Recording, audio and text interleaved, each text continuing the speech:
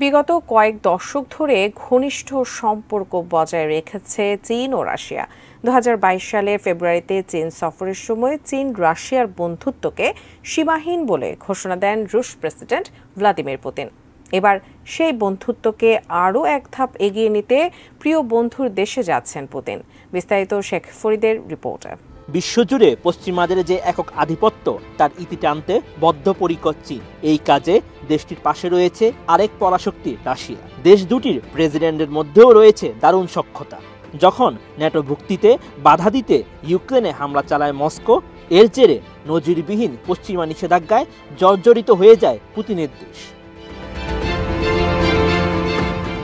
শঙ্কা ছিল নিষেধাজ্ঞার তলে চাপা পড়বে রাশিয়ার অর্থনীতি, কিন্তু ইরান, উত্তর কোরিয়া ও চীনের মতো দেশের কারণে নিষেধাজ্ঞা কাবু করতে পারেনি মস্কোকে। বরং যুদ্ধ ও পশ্চিমা নিষেধাজ্ঞার কারণে চীন ও রাশিয়ার সম্পর্ক আরও নিবিড় হয়েছে। সেই সম্পর্ককে আরও গভীর করতে এবার বন্ধু শি জিনপিংয়ের দেশে যাচ্ছেন রুশ প্রেসিডেন্ট ভ্লাদিমির পুতিন।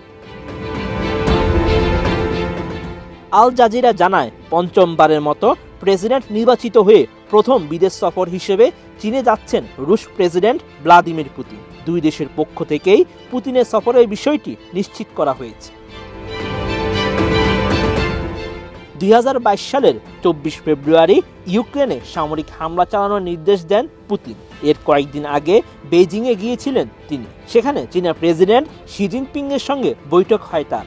এরপর দুজন একসঙ্গে ঘোষণা দেন চীন ও রাশিয়ার মধ্যে সীমাহীন বন্ধুত্ব থাকবে।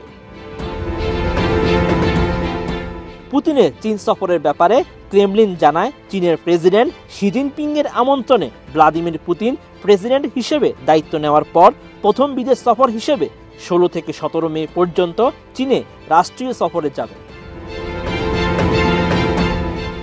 রাশিয়ার সঙ্গে ভালো সম্পর্ক বজায় রাখায় পশ্চিমা দেশগুলোর সমালোচনার মুখে পড়েছে চীন, যদিও এগুলো উড়িয়ে দিয়েছে তারা। তবে মস্কোর সঙ্গে বেইজিংয়ের অর্থনৈতিক ও সামরিক সম্পর্কটি গভীরভাবে পর্যবেক্ষণ করছে পশ্চিমা দেশগুলো।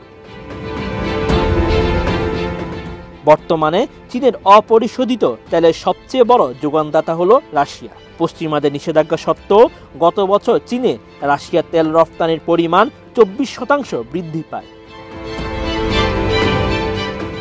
এক বিবৃতিতে চীনের পররাষ্ট্র মন্ত্রণালয়ের মুখপাত্র ওয়াং ওয়েবিন জানায়, এ সফরে দেশটির প্রধানমন্ত্রী লি শ্যাংয়ের সঙ্গেও সাক্ষাৎ করবেন রুশ প্রেসিডেন্ট।